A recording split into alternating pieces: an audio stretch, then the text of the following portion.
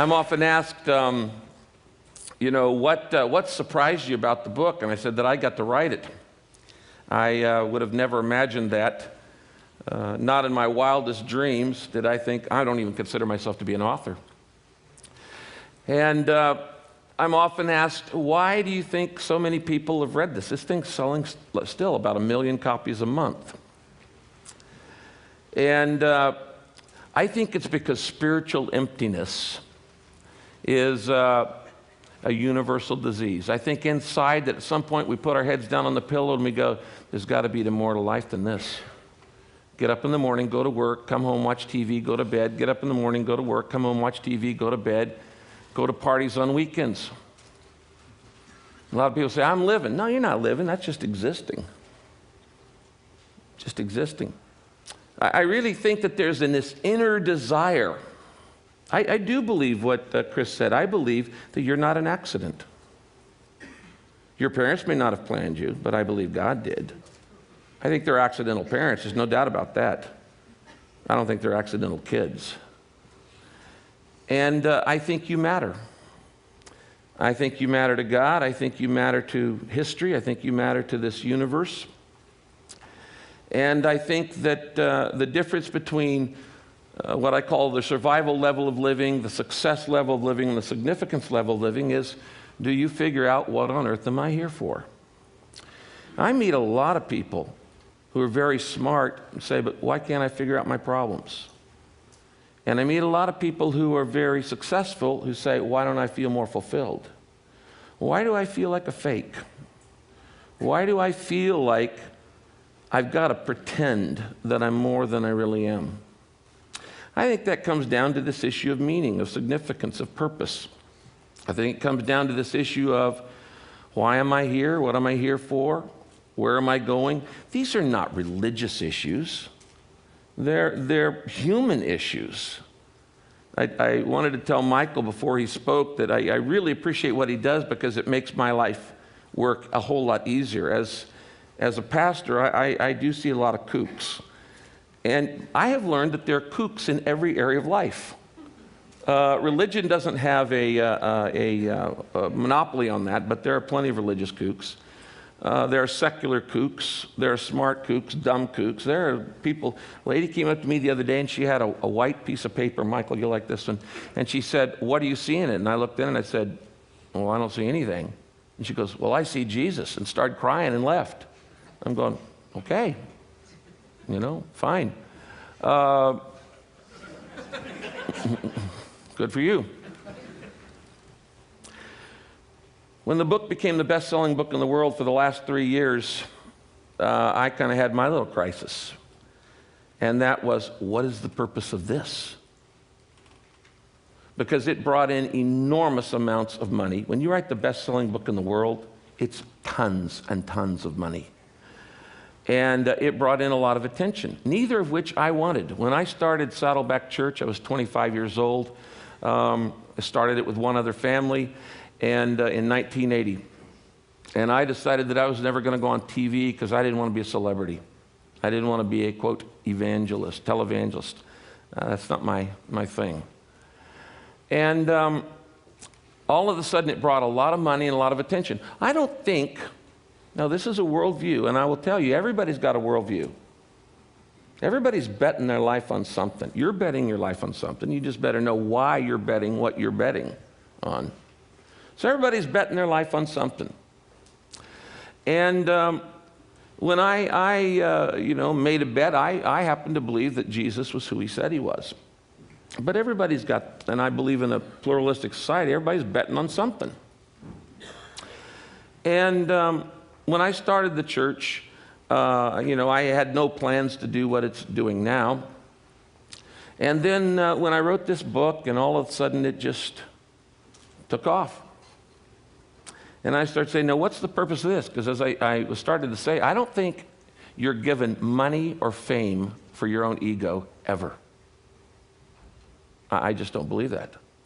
And when you write a book that the first sentence of the book is, it's not about you, then when all of a sudden it becomes the best-selling book in history, you got to figure, well, I guess it's not about me. That's kind of a no-brainer. So what is it for? And I began to think about what I call the stewardship of affluence and the stewardship of influence. So I believe essentially leadership is stewardship. That if you are a leader in any area, in business, in politics, in sports, in art, in academics, in any area, you don't own it. You are a steward of it. For instance, that's why I believe in protecting the environment. This is not my planet. It wasn't mine before I was born. It's not going to be mine after I die. I'm just here for 80 years, and that's it. I was debating the other day on a talk show, and a guy was challenging me and go, what's a pastor doing on protecting the environment? And I asked this guy, I said, well, do you believe that human beings are responsible to make the world a little bit better place for the next generation? Do you think we have a stewardship here to take the environment seriously? And he said, no. I said, oh, you don't? I said, let me make this clear again. Do you believe that as human beings, I'm not talking about religion, do you believe that as human beings it is our responsibility to take care of this planet and make it just a little bit better for the next generation? And he said, no, not any more than any other species. When he said the word species, he was revealing his worldview. And he was saying, I'm no more responsible to take care of this environment than a duck is. Well, now, I know a lot of times we act like ducks, but you're not a duck. You're not a duck. And you are responsible. That's my worldview. And so you need to understand what your world is, the worldview is. The problem is most people never really think it through. They never really codify it or qualify it or quantify it and say, this is what I believe and this is why I believe what I believe. I don't personally have enough faith to be an atheist. But you may. You may.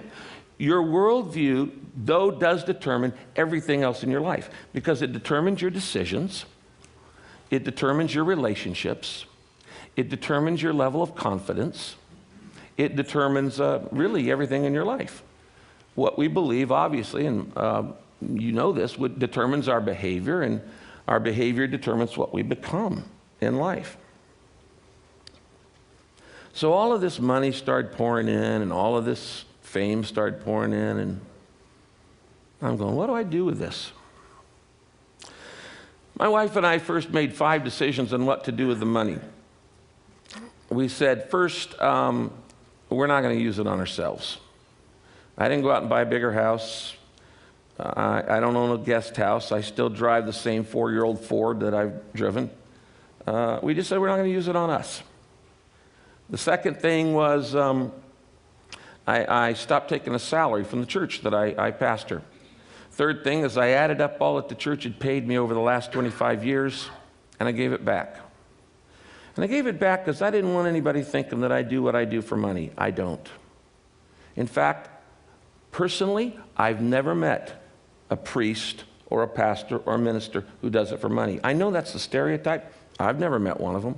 Believe me, there's a whole lot easier ways to make money. Pastors are like on 24 hours a day call. They're like doctors.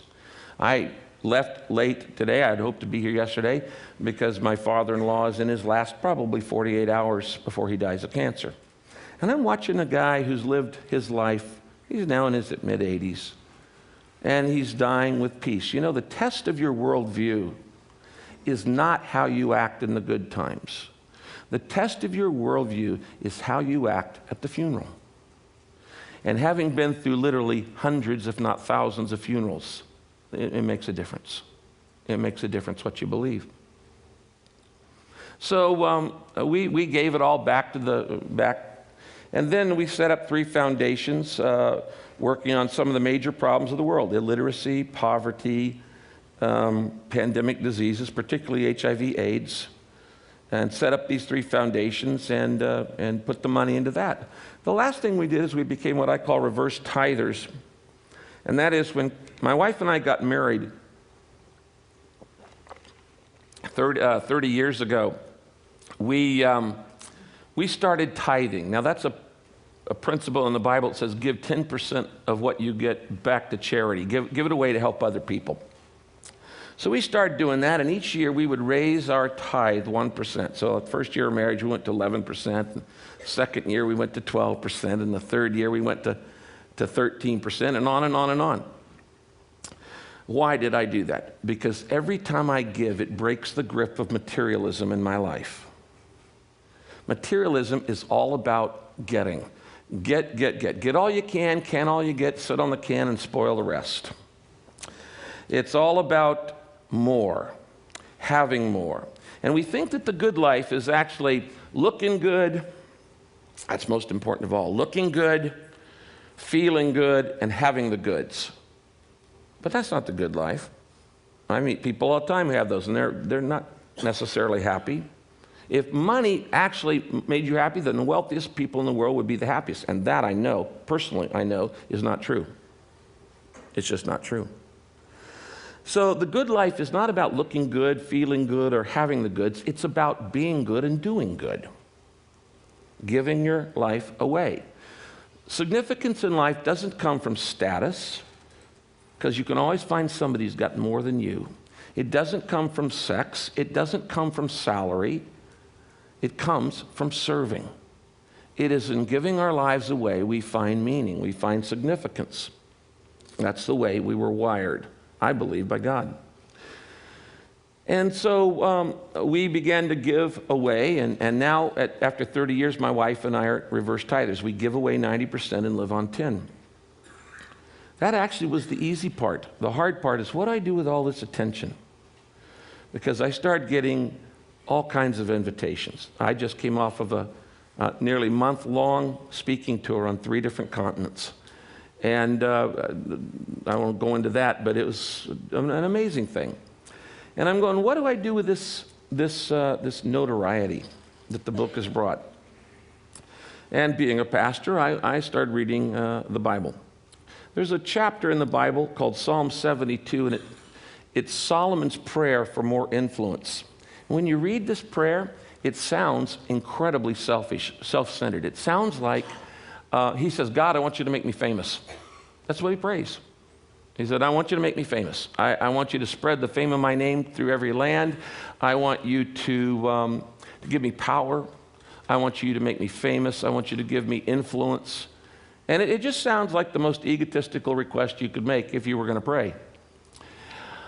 Until you read the whole psalm, the whole chapter. And then he says, so that the king, he was the king of Israel at that time, at its apex in power, so that the king may care for the widow and orphan, support the oppressed, defend the defenseless, care for the sick, assist the poor, speak up for the foreigner, those in prison. Basically, he's talking about all the marginalized in society.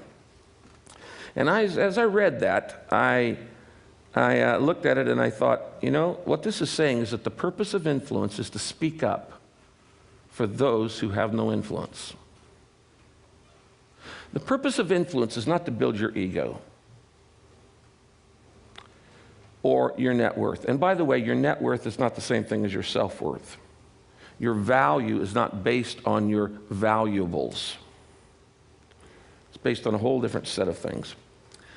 And so the purpose of influence is to speak up for those who have no influence. And I had to admit, I can't think of the last time I thought of widows and orphans. They're not on my radar. I pastor a church in one of the most affluent areas of America. There are a bunch of gated communities. I have a church full of CEOs and scientists. And I could go 5 years and never, ever see a homeless person. They're just not in my pathway. Now they're 13 miles up the road in Santa Ana. So I had to say, okay, I will use whatever affluence and whatever influence I've got to help those who don't have either of those.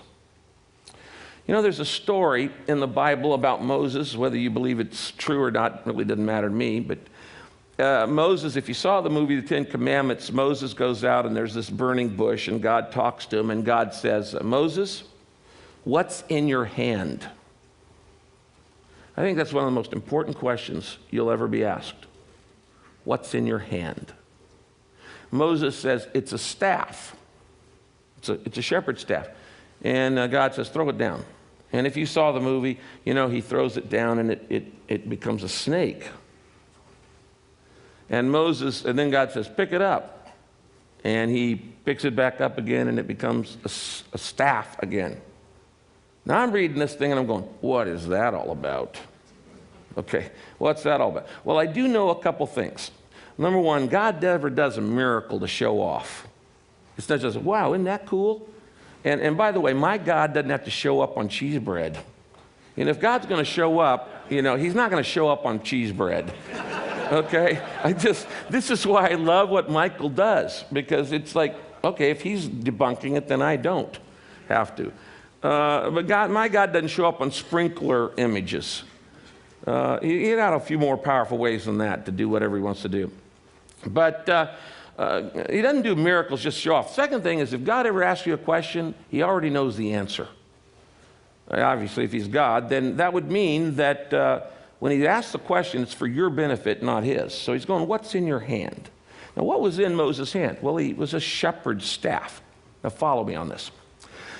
This staff represented three things about Moses' life. First, it represented his identity. He was a shepherd. It's the symbol of his own occupation. I am a shepherd. It's a symbol of his identity, his career, his job. Second, it's a symbol of not only his identity, it's a symbol of his income, because all of his assets are tied up in sheep. In those days, nobody had bank accounts or American Express cards or hedge funds. Your assets are tied up in your flocks. So it's a symbol of his identity, and it's a symbol of his income. And the third thing, it's a symbol of his influence. What do you do with a shepherd staff? Well, you move sheep from point A to point B with it, by hook or by crook. You pull them or you poke them, one or the other. So he's saying, you're going to lay down your identity. What's in your hand? You've got identity, you've got income, you've got influence. What's in your hand? And he said, if you lay it down, I'll make it come alive. I'll do some things you could never imagine possible. And if you've watched that movie, 10 Commandments, all of those big miracles that happen in Egypt are done through this staff. Last year, I was invited to speak at NBA All-Stars game. And so I'm talking to the players, and because most of the NBA teams, NFL teams, and all the other teams have done this 40 Days of Purpose based on the book. And I asked them, I said, what's in your hand? I said, what's in your hand? I said, it's a basketball. And that basketball represents your identity, who you are. You're an NBA player. It represents your income. You're making a lot of money off that little ball. And it represents your influence. And even though you're only going to be in the NBA for a few years, you're going to be an NBA player the rest of your life. And that gives with you enormous influence. So what are you going to do with what you've been given? And I guess that's the main reason I came up here today to all of you very bright people at TED, is to say, what's in your hand? What do you have that you've been given? Talent, background, education, freedom, networks, opportunities, wealth, ideas, creativity. What are you doing with what you've been given? That to me is the primary question about life. That to me is what being purpose-driven is all about. In the book, I talk about how you're wired to do certain things. You're shaped with little acrostic: spiritual gifts, heart, ability, personality, and experiences. These things shape you. And if you want to know what you ought to be doing with your life, you need to look at your shape. What am I wired to do? Why would God wire you to do something and then have you do it? If you're wired to be an anthropologist, you be an anthropologist. If you're wired to be an underseas explorer, you be an underseas explorer. If you're wired to make deals, you make deals. If you're wired to paint, you paint. Did you know that God smiles when you be you? When my kids are little, they're all grown now, I have grandkids. I used to go in and sit on the side of their bed, and I used to watch my kids sleep. And I just watched their little bodies rise and lower, rise and lower. And I would look at them and go, this is not an accident. Rise and lower. And I got joy out of just watching them sleep. Some people have the misguided idea that God only gets excited when you're doing, quote, spiritual things like going to church or helping the poor or, confessing or doing something like that. The bottom line is God gets pleasure watching you be you. Why? He made you. And when you do what you were made to do, he goes, that's my boy. That's my girl. You're using the talent and the ability that I gave you. So my advice to you is look at what's in your hand, your identity, your influence, your income, and say, it's not about me. It's about making the world a better place. Thank you.